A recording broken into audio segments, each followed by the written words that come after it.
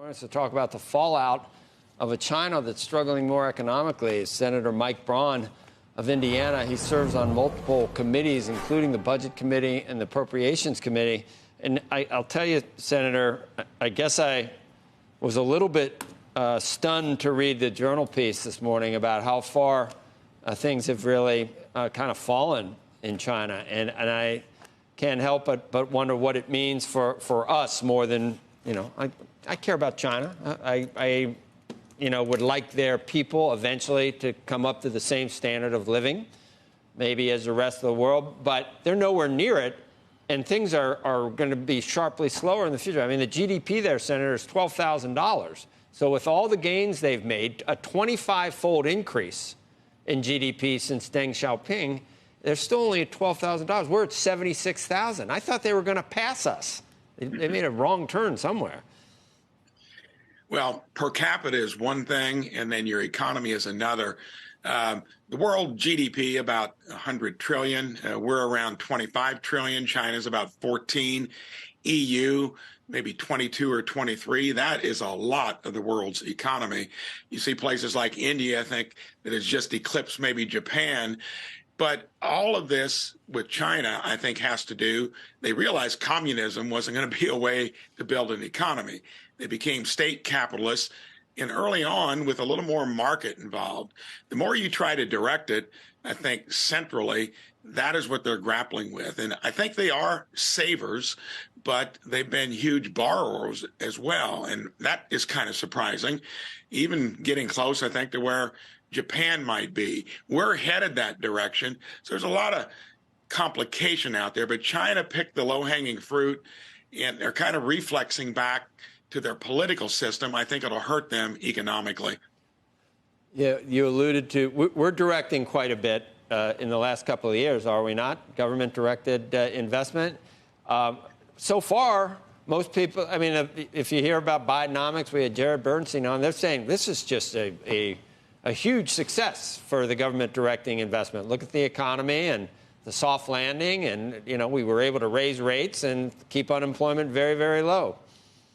I'd say be careful. He leans that way. I debated Bernie Sanders a couple of years ago on the floor about the modern economic theory, which means deficit financing, cumulative debt don't make any difference anymore.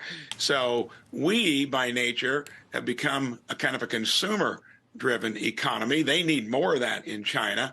But we now, through the government side of it, are borrowing. We're not financing it the tough way, which is raising fees or taxes. Heck, nobody in D.C. wants to talk about that. But when I got there 4.5 years ago, 18 trillion in debt. Now we're 32 trillion. Biden's put the only budget out there, puts us 42 trillion in debt. In 5 years, 52 and 10. Start taking the new finance cost, whether it's government or business, put 3 to 4 points more cost to debt. I asked a bunch of reporters what 1% of 30 trillion would be. None of them could come up with that big figure. But if you start pricing the cost of debt into what we're currently paying, it crowds out everything. And not to mention that the Medicare Trust Fund goes broke in 4 or 5 years, Social Security in about 8 or 9. We got a lot of issues running things through the federal government. If anything was being knocked out of the park, it'd be different, but it's not.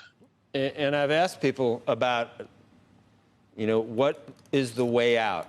And by 2050, I think we're at almost 200% debt to GDP. And they say, well, we need to grow. We can go. We're not doing anything to stimulate growth, so that's not going to happen. That's what we would need. So it sets up for a very pessimistic view on what the prospects are for us being able to deal with that. We're not going to be able to deal with that because we're probably not going to grow. We're not doing the things necessary to grow. No, because when you look at now the federal government being at about 27% of our GDP, consumer spending just under 70%. Of course, we're net negative on export imports, but what's taking it in the chin is business investment. And when it comes to should the government be producing that, well, they ought to get their act in order on the basic things we need to do. Defend our country, maybe infrastructure, reform entitlements. It can't even do that. And then the productive side of the economy, business investment becomes a smaller part of it. We've made it to where it's been easy for us to borrow and spend, not to say that we don't need to do things to help the economy in general. We've never raised revenues more than roughly 18% of our GDP. We've traditionally spent at 20%. Regardless of the tax rate, high or low, we get into our government about 18% of our GDP. So the facts are there. Don't go deeper into the hole. Try to realign it to where you're doing a little more business investment. That lowers costs in the long run, but not through government.